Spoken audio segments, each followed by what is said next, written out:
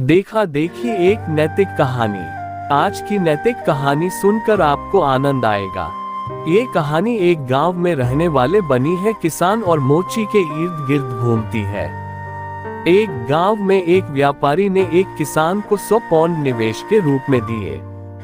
यानी किसान को पैसों की जरूरत थी और यह जानकर बनिया ने खुद उसे 100 पाउंड की पेशकश की और कहा कि वह मुझे उस फसल का हिस्सा देगा जो आप अपने खेत में उगाते हैं। इसी गांव में रहने वाला चमार चमड़े का काम करने वाला किसी भी तरह अमीर बनने के सपने देखा करता था।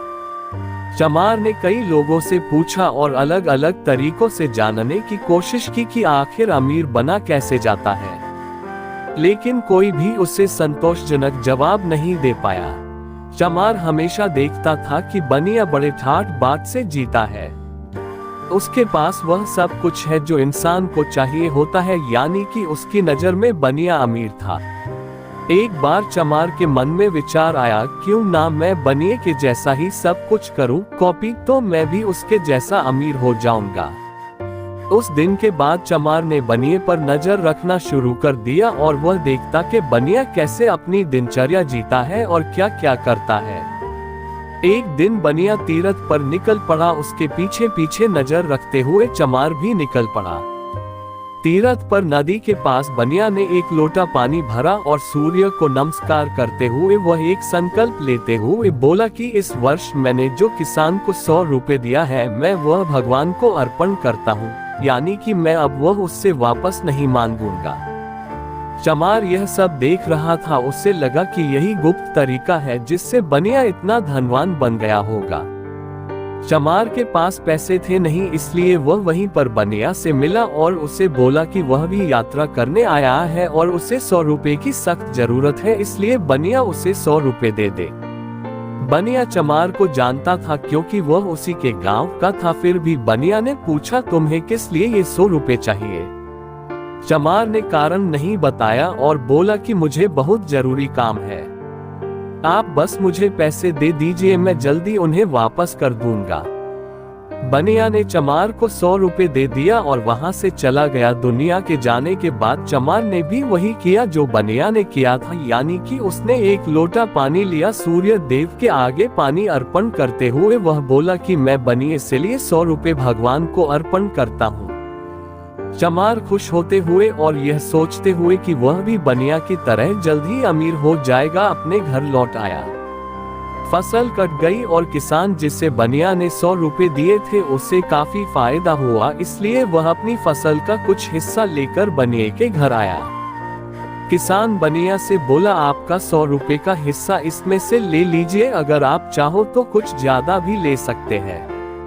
बनिया किशन से बोला, मैं यह नहीं ले सकता क्योंकि मैंने जो तुम्हें 100 रुपए दिए थे मैं भगवान के आगे संकल्प करके उनके नाम करके आया हूँ, इसलिए अब उन पर मेरा कोई हक नहीं है।